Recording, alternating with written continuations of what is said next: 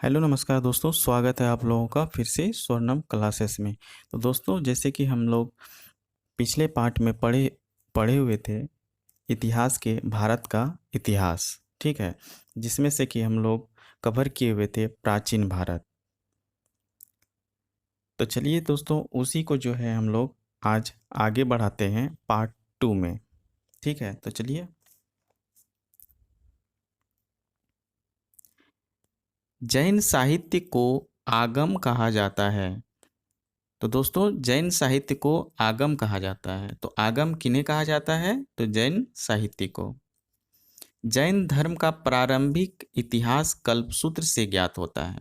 तो दोस्तों, जैन धर्म का प्रारंभिक इतिहास कहाँ से ज्ञात होता है? तो कल्पसूत्र से ज्ञात होता है। तो दोस्तों, इन सभी बातों को याद रखना है। तो जैन धर्म का प्रारंभिक इतिहास कल्पसूत्र से ज्ञात होता है। जैन ग्रंथ भगवती सूत्र में महावीर के जीवन कृतियों तथा अन्य समकालिकों के साथ उनके संबंधों का विवरण मिलता है। तो जैन ग्रंथ भगवती सूत्र में, ठीक है, जैन ग्रंथ भगवती सूत्र में महावीर के जीवन कृतियों तथा अन्य समकालिकों के साथ उनके संबंधों का विवरण मिलता है। देखिए नेक्स्ट क्या है।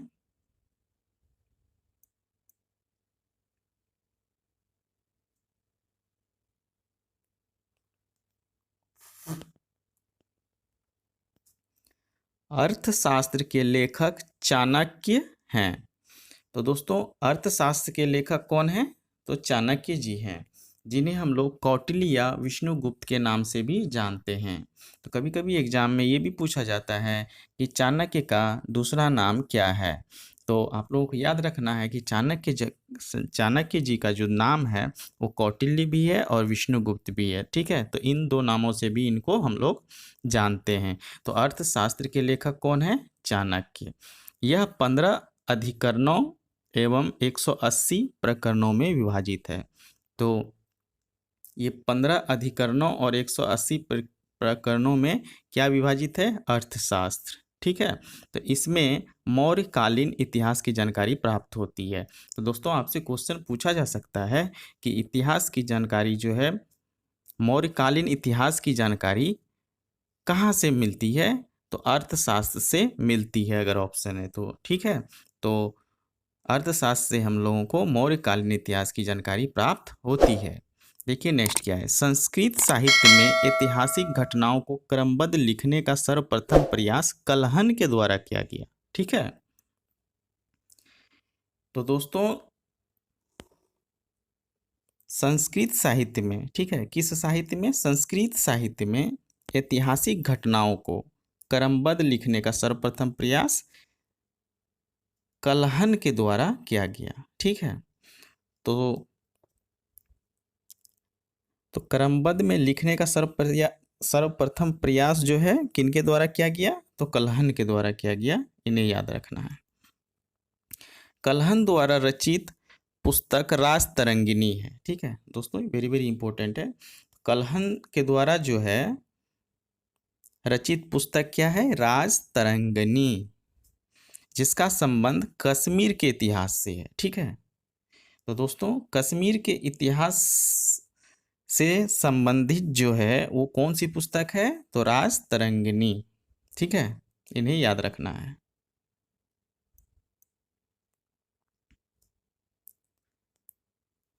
देखिए नेक्स्ट क्या है। अरबों की सिंध विजय का वृत्तांत चचनामा में सुरक्षित है। ठीक है, तो अरबों की सिंध विजय का वृत्तांत जो है क्या चीज में सुरक्षित है? तो चचनामा में। ठीक है, तो चचनामा के लेखक कौन है? अली अहमद जी। ठीक है, तो अली अहमद जी जो है वो चचनामा के लेखक हैं। तो इनमें जो है दोस्तों, चचनामा में अरबों की सिंध विजय का वृत्तांत दिया गया है। ठीक है, देखिए नेक्स्ट क्या है।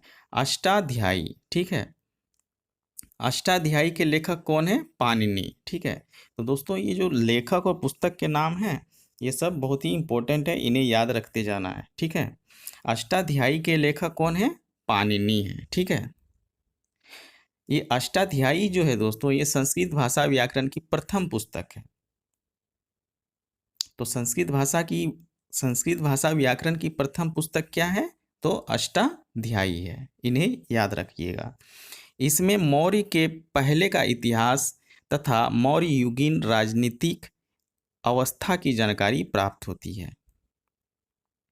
तो अष्टाध्यायी में जो है दोस्तों, हम लोगों को क्या चीज़ की जानकारी प्राप्त होती है?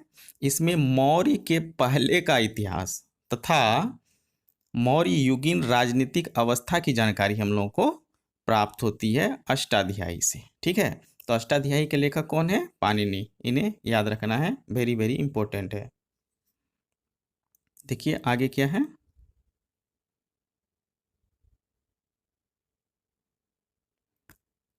कात्यायन। कात्यायन की गार्गी संहिता एक ज्योतिष ग्रंथ है। ठीक है, कात्यायन की गार्गी संहिता क्या है? एक ज्योतिष ग्रंथ है। फिर भी इसमें भारत पर होने वाले यवन आक्रमण का उल्लेख मिलता है।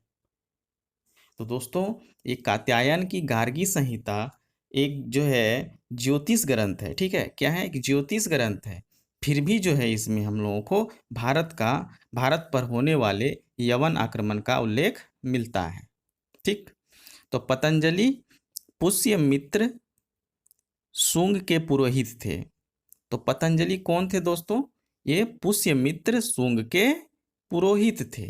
इनके महाभाष्य से शुंगों के इतिहास का पता चलता है। ठीक है, तो इनके महाभाष्य से किनका पता चलता है? तो शुंगों के इतिहास का पता चलता है। ठीक, चलिए दोस्तों, तो यहाँ पर जो है हम लोगों ने धर्म ग्रंथ और ऐतिहासिक ग्रंथ के बारे में जानकारी प्राप्त कर लिए हैं। अब हम लोग विदेशी यात्रियों का विवरण पढ़ेंगे। तो विदेशी यात्रियों से मिलने वाली प्रमुख जानकारी। ठीक है,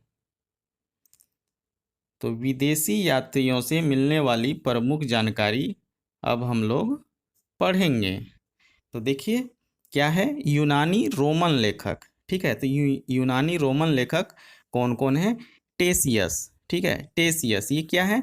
यह ईरान का राजवैद्य था। तो भारत के संबंध में इसका विवरण आश्चर्यजनक कहानियों से परिपूर्ण होने के कारण अविश्वसनीय है।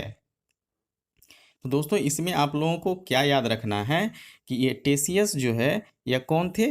यह ईरान के राजवैद्य थे, इन्हें याद रखना है। देखिए नेक्स्ट क्या है, हेरोडोट्स। ठीक है, ये हेरोडोट्स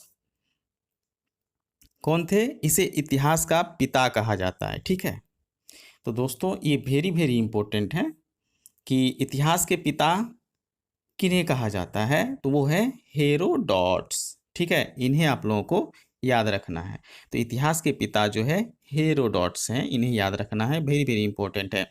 इसने अपनी पुस्तक हिस्टोरिका में 5वीं शताब्दी ईसा पूर्व के भारत फारस के संबंध का वर्णन किया है। तो दोस्तों, हेरोडोट्स के द्वारा लिखी गई पुस्तक हिस्टोरिका में जो है 5वीं शताब्दी ईसा पूर्व के भारत फारस के संबंध का वर्णन किया है, परंतु इसका विवरण भी अनुश्रुतियों एवं अफवाहों पर आधारित है। ठीक है, तो दोस्तों इसमें आपका जो याद रखने योग्य बातें हैं वो आपको ध्यान देना है कि इतिहास के पिता कौन थे, कौन हैं? तो वो हैं हेरोडोट्स। और हेरोडोट्स के द्वारा कौन सी बुक लिखी गई है? तो हिस्टोरिका। ठीक है, जिसमें 5वीं शताब्दी ईसा पूर्व के भारत फारस के संबंध का वर्णन किया गया है। देखिए नेक्स्ट क्या है,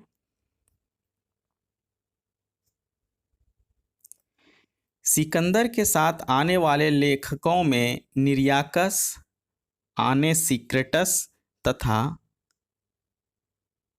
आस्टियोबुलस के विवरण अधिक प्रामाणिक एवं विश्वसनीय हैं।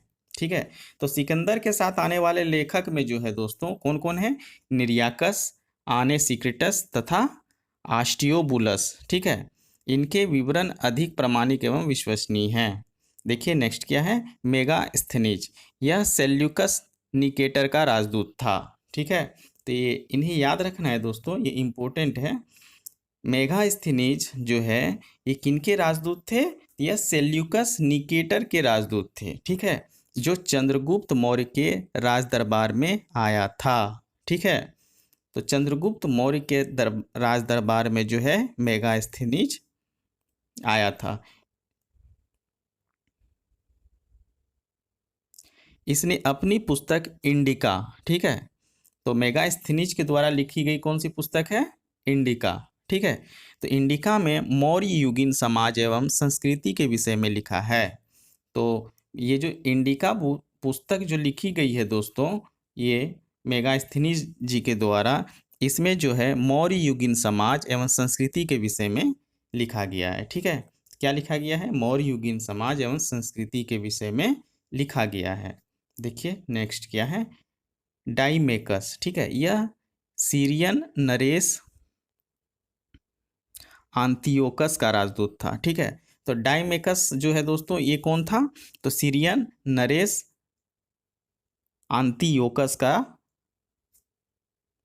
राजदूत था, जो बिंदुसार के राज दरबार में आया था।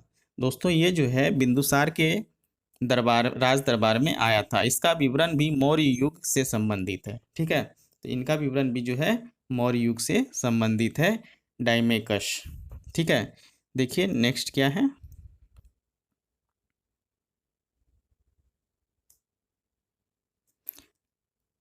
डायोनीसियस, ठीक है, डायोनीसियस, यह मिस्र नरेश टॉलमी फिले डेल्फस का राजदूत था, ठीक है।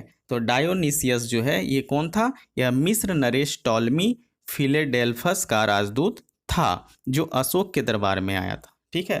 तो अशोक के दरबार में कौन आया था? तो डायोनीसियस, ठीक है। देखिए नेक्स्ट क्या है? टॉलमी, ठीक है, इसने दूसरी शताब्दी में भारत का भूगोल नामक पुस्तक लिखी, ठीक है। तो दूसरी शताब्दी में दोस्तों जो है भारत का भूगोल नामक पुस्तक किसने लिखी? तो टॉलमी ने, ठीक है। तो इन्हें याद रखना है। तो इसने जो है टॉलमी ने भारत का भूगोल नामक पुस्तक दूसरी शताब्दी में लिखी। देखिए तीसरा का नेक्स्ट क्या है? प्लिनी, ठीक है, इसने प्रथम शताब्दी में नेचुरल हिस्ट्री नामक पुस्तक लिखी, ठीक है। तो प्लिनी ने जो है दोस्तों इसने प्रथम शताब्दी में नेचुरल हिस्ट्री नामक पुस्तक लिखी। तो नेचुरल हिस्ट्री नामक पुस्तक किसने लिखी? तो प्लिनी ने। इन्हें याद रखना है, इंपॉर्टेंट है। इसमें भारतीय पशुओं, पेड़ पौधों, खनिज पदार्थों आदि के बारे में विवरण मिलता है। तो दोस्तों ये जो नेचुरल हिस्ट्री है इनमें जो है आप लोगों को भारतीय पशुओं, पेड़ पौधों, खनिज पदार्थों आदि के बारे में विवरण मिलता है। तो ये पुस्तक किनके द्वारा लिखी गई है? तो ये लिखी गई है प्लिनी के द्वारा। तो कब लिखी गई है? तो प्रथम शताब्दी में।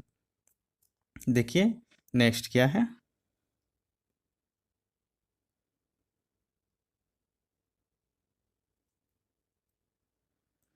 Periplus of the Erythraean Sea, Periplus of the Erythraean Sea, इस पुस्तक के लेखक के बारे में जानकारी नहीं है, ठीक है। इसमें बताया गया है दोस्तों कि इस पुस्तक के लेखक के बारे में जानकारी नहीं है।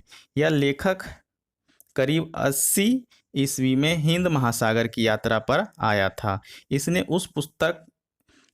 उस समय के भारत के बंदरगाहों तथा व्यापारिक वस्तुओं के बारे में जानकारी दी है, ठीक है। तो इस पुस्तक के लेखक के बारे में जानकारी नहीं है। यह लेखक करीब 80 ईस्वी में हिंद महासागर की यात्रा पर आया था। इसने उस समय के भारत के बंदरगाहों तथा व्यापारिक वस्तुओं के बारे में जानकारी दी थी, ठीक है। चलिए दोस्तों अब चलते हैं नेक्स्ट, चीनी लेखक, ठीक है। देखिए चीनी लेखक के बारे में क्या है? फाहियान, ठीक है, फाहियान, यह चीनी यात्री गुप्त नरेश चंद्रगुप्त द्वितीय के दरबार में आया था, ठीक है। तो यह चीनी यात्री जो है दोस्तों गुप्त नरेश चंद्रगुप्त द्वितीय दरबार में आया था। इसने अपने विवरण में मध्य प्रदेश के समाज एवं संस्कृति के बारे में वर्णन किया है। इसने मध्य प्रदेश की जनता की सुखी एवं समृद्ध बताया है, ठीक है। तो मध्य प्रदेश की जनता को सुखी एवं समृद्ध किसने बताया है? तो फाइहान। ठीक है, तो यह जो है दोस्तों एक चीनी यात्री हैं जो गुप्त नरेश चंद्रगुप्त द्वितीय के दरबार में आए थे। इसने अपने विवरण में जो दोस्तों मध्य प्रदेश के समाज के संस्कृति के बारे में वर्णन किया है। ठीक है, तो इन्हें आप लोगों को याद रखना है।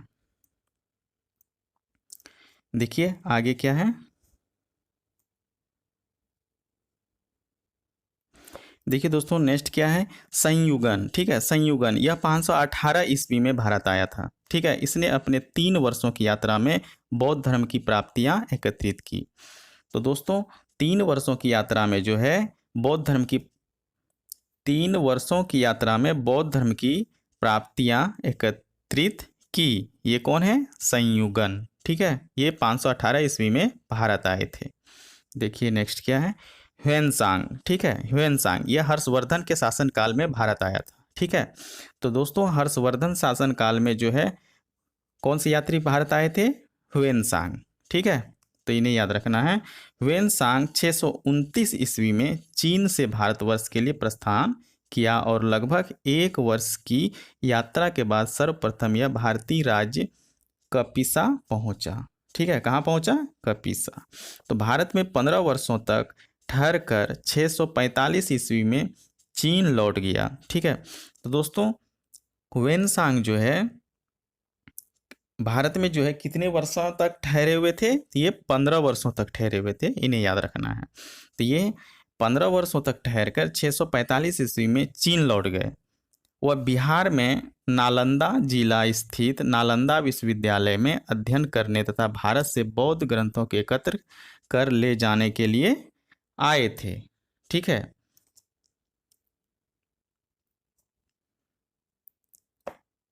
तो दोस्तों ह्वेनसांग जो है वह बिहार में नालंदा जिला स्थित नालंदा विश्वविद्यालय, ठीक है, इसमें जो है अध्ययन करने के लिए यानी पढ़ाई करने के लिए आए हुए थे तथा भारत से बौद्ध ग्रंथों को एकत्र कर ले जाने के लिए आए थे। इसका भ्रमण वृत्तांत CU की नाम से प्रसिद्ध है। तो दोस्तों इनका भ्रमण वृत्तांत जो है किस नाम से प्रसिद्ध है? CU की। ठीक, जिसमें 138 देशों का विवरण मिलता है।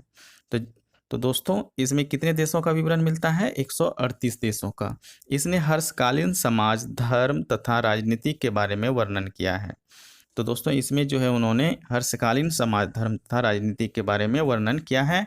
इसके अनुसार सिंध का राजा शूद्र था। ठीक है, चलिए नेक्स्ट देखते हैं क्या है। अच्छा, इंपॉर्टेंट नोट्स है दोस्तों, इन्हें भी देख लीजिए। ह्वेनसांग के अध्ययन के समय नालंदा विश्वविद्यालय के कुलपति कौन थे? आचार्य शिलभद्र। वेरी वेरी इंपॉर्टेंट है दोस्तों, याद रखिएगा इनको। ह्वेनसांग के अध्ययन के समय नालंदा विश्वविद्यालय के कुलपति कौन थे? आचार्य शिलभद्र। ठीक है, देखिए नेक्स्ट क्या है, इत्सिंग। यह 7वीं शताब्दी के अंत में भारत आया। ठीक है, तो इत्सिंग कब भारत आया? ये 7वीं शताब्दी के अंत में भारत आया। इसने अपने विवरण में नालंदा विश्वविद्यालय, विक्रमशिला विश्वविद्यालय तथा अपने समय के भारत का वर्णन किया है। तो इत्सिंग जो है दोस्तों वो 7वीं शताब्दी के अंत में भारत आए। इसने अपने विवरण में नालंदा विश्वविद्यालय, विक्रमशिला विश्वविद्यालय तथा अपने समय के भारत का वर्णन किए हैं। ठीक है, तो दोस्तों चलिए आगे बढ़ते हैं। अरबी लेखक। ठीक है, तो अरबी लेखक के बारे में भी कुछ हम लोग पढ़ लेते हैं। तो अरबी लेखक जो है अल बरूनी। ठीक है, अल बरूनी यह महमूद गजनवी के साथ भारत आया था। तो अल बरूनी जो है दोस्तों वो जो भारत आया हुआ था वो किनके साथ आया था? यह महमूद गजनवी के साथ भारत आया था। ठीक है, इन्हें याद रखना है। तो अरबी में लिखी गई उसकी कृति किताब उल हिंद या तहकीक ए हिंद। ठीक है, तो अरबी में लिखी गई उसकी कृति जो है किताब उल हिंद या तहकीक ए हिंद आज भी इतिहासकारों के लिए एक महत्वपूर्ण स्रोत है। ठीक है, इसका मतलब जो दोस्तों तहकीक ए हिंद का मतलब होता है भारत की खोज। ठीक है, तो आज भी इतिहासकारों के लिए एक महत्वपूर्ण स्रोत है। यह एक विस्तृत ग्रंथ है जो धर्म एवं दर्शन, त्योहारों, खगोल विज्ञान, कीमिया, रीति रिवाजों तथा अन्य प्रथाओं, सामाजिक जीवन, भारतौल तथा मापन विधियां, पूर्तिकला, कानून, मापतंत्र, विज्ञान आदि विषयों के आधार पर 80 अध्यायों में विभाजित है। तो देखिए दोस्तों, ये कितना अच्छा मतलब कि इनके द्वारा लिखी गई है, जिसमें कि भारत के बहुत ही सारी चीज़ों का वर्णन किया गया है। ठीक है, जिससे कि आज भी जो है दोस्तों, ये इतिहासकारों के लिए एक महत्वपूर्ण स्रोत बना हुआ है। ठीक है,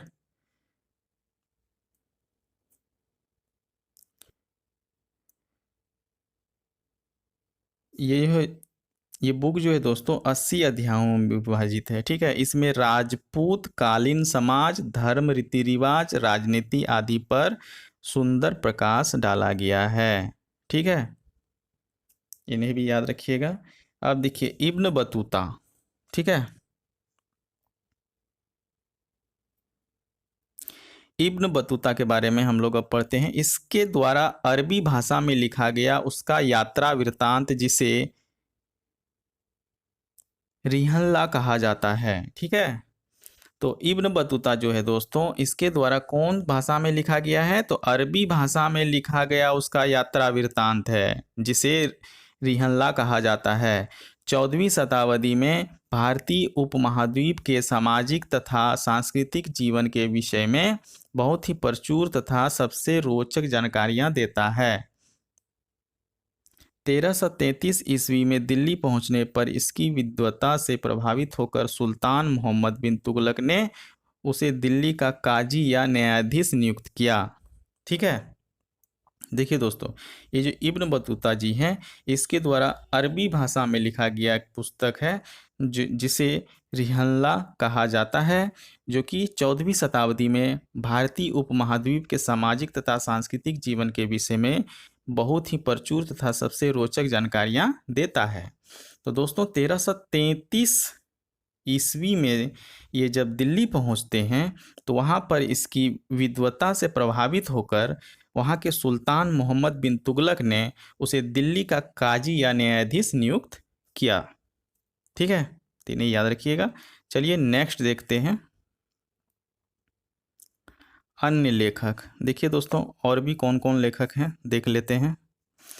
तारानाथ। ठीक है, तारानाथ जी के बारे में कुछ जानते हैं हम लोग। यह एक तिब्बती लेखक था। ठीक है, तिब्बती लेखक था। तारानाथ कौन था? एक तिब्बती लेखक था। इसने कंग्यूर तथा तंग्यूर नामक ग्रंथ की रचना की। ठीक है, तो तारानाथ जी ने जो है दोस्तों कौन सा ग्रंथ का रचना की? कंग्यूर और तंग्यूर। ठीक है, इनसे भारतीय इतिहास के बारे में जानकारी मिलती है। ठीक है, ये जो कंग्यूर और तंग्यूर जो ग्रंथ लिखा गया तारानाथ जी के द्वारा, इनमें जो है दोस्तों हम लोगों को भारतीय इतिहास के बारे में जानकारी मिलती है। ठीक है, नेक्स्ट देखिए मार्को पोलो। ठीक है, यह 13वीं शताब्दी के अंत में पांडे देश की यात्रा पर आया था। ठीक है, तो दोस्तों ये जो मार्को पोलो जी हैं, ये 13वीं शताब्दी के अंत में पांडे देश की यात्रा पर आया था। इसका विवरण पांडे इतिहास के अध्ययन के लिए उपयोगी है। ठीक है, तो 13वीं शताब्दी के अंत में कौन आए थे? Marco Polo. ठीक है, देखिए नेक्स्ट क्या है। तो दोस्तों हम लोगों ने जो है अभी तक धर्म ग्रंथ, ऐतिहासिक ग्रंथ और विदेशियों का विवरण कंप्लीट कर चुका है। अब हम लोग चौथा जो है वो पुरातत्व संबंधी साक्ष्य है। ठीक है, तो पुरातत्व संबंधी साक्ष्य से जो जानकारी मिलती है उनके बारे में अब हम लोग पढ़ेंगे। ठीक है,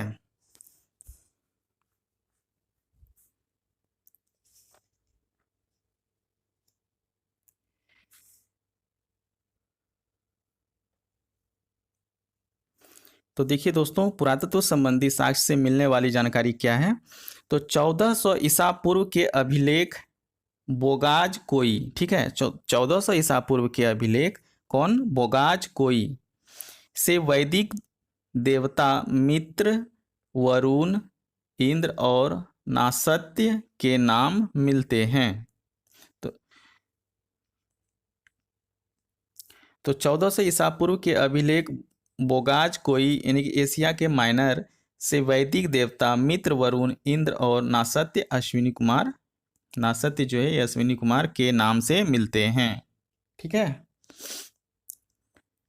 मध्य भारत में भागवत धर्म विकसित होने का प्रमाण यवन राजदूत होलियोडोरस के वेशनगर यानी कि विदिशा गुरुड़ स्तंभ लेख से प्राप्त होता है। ठीक है। तो मध्य भारत में भागवत धर्म विकसित होने का प्रमाण यवन राजदूत होलियोडोरस के वेशनगर गरुड़ स्तंभ लेख से प्राप्त होता है। ठीक है। देखिए आगे क्या है। तो सर्वप्रथम भारतवर्ष का जिक्र हाथी गुम्फा अभिलेख में है। ठीक है। वेरी वेरी इंपॉर्टेंट क्वेश्चन है दोस्तों। सर्वप्रथम भारतवर्ष का जिक्र कहाँ से मिलता है? तो हाथी गुम्फा अभिलेख में। ठीक है।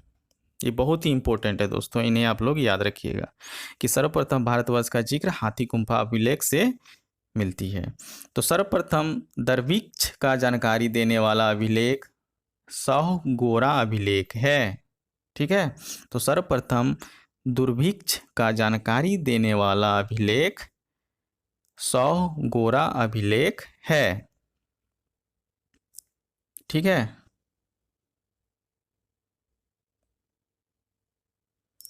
नेक्स्ट देखिए क्या है। सर्वप्रथम भारत पर होने वाला हून आक्रमण की जानकारी भीतरी स्तंभ लेख से प्राप्त होती है। ठीक है। तो सर्वप्रथम भारत पर होने वाले हून आक्रमण की जानकारी जो है कहाँ से मिलती है? तो भीतरी स्तंभ लेख से मिलती है। सती प्रथा का पहला लिखित साक्ष्य एरन अभिलेख यानी कि शासक भानुगुप्त से प्राप्त होती है। ठीक है। तो सती प्रथा का पहला लिखित साक्ष्य एरन अभिलेख से प्राप्त होती है। ठीक है। तो सती प्रथा का पहला लिखित साक्ष्य कहाँ से मिलता है? एरन अभिलेख से। ठीक है। तो इन्हें आप लोग याद रखिएगा।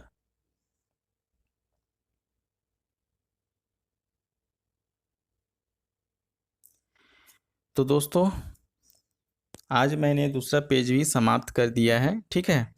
तो ये आप लोगों का पार्ट 2 था। अब पार्ट 3 मैं नेक्स्ट डे लेकर आऊँगा। तो आज का वीडियो आप लोगों को कैसा लगा और आप लोगों को कितना हेल्पफुल हुआ ये हमें कमेंट करके बताइएगा। और अगर वीडियो अच्छा लगा हो दोस्तों तो प्लीज़ चैनल को सब्सक्राइब कीजिएगा, वीडियो को लाइक कीजिएगा। आज के लिए बस इतना ही। थैंक यू, धन्यवाद।